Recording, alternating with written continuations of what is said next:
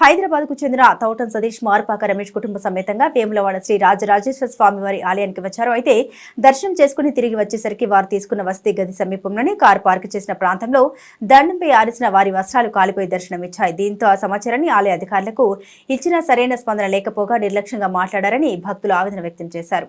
భక్తులకు సరైన సౌకర్యాలు భద్రత కల్పించాలని వారు కోరుతున్నారు. అనుకున్న సంఘటన జరిగితే దానికి బాధ్యులేవరని ఆలయ అధికారులను మీడియా ముఖంగా ప్రశ్నించారు. వసతి గదుల ప్రాంతంలో సెక్యూరిటీ గార్డు కూడా లేకపోవడం శోచనీయమన్నారు. భక్తుల భద్రత విషయంలో ఆలయ అధికారులు విఫలమవుతున్నారని ఆవేదన వ్యక్తం చేశారు.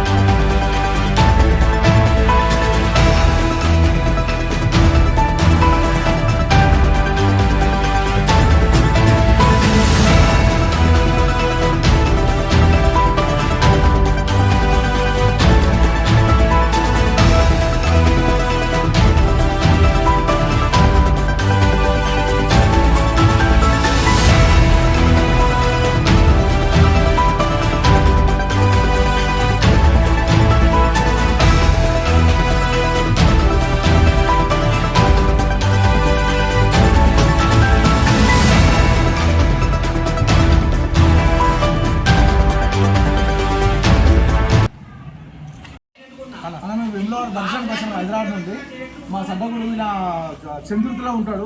383B రూమ్ తీసుకున్నాము. మాది సిఎన్జి బైక్ సిఎన్జి కార్ అన్న, డీజిల్ కారు. 4 చీరలు కాలబెట్టేసి వీళ్ళను డిపార్ట్మెంట్ వాళ్ళు అడిగితే మాకు సంబంధం లేదు, ఇక్కడ పిచ్చోళ్ళు తిరుగుతారు, దొంగలు తిరుగుతారు, మాకు సంబంధం లేదంటున్నాడు అన్న. ఎగ్జాంపుల్ మనిషికి ఏమన్నా చంపుతారు, ఏమన్నా అవుతుంది బాధ్యత వాళ్ళది. టెంపుల్ ఎంప్లాయీస్ వాళ్ళకి అడిగినాము, సార్ ఇట్లా కాలబెట్టిన 4 చీరలు ఏంది పరిస్థితి అంటే మాకు సంబంధం లేదు, ఇక్కడ పిచ్చోళ్ళు తిరుగుతారు, దొంగలు తిరుగుతారు, మీరే జాగ్రత్తలు ఉంటారంటారు.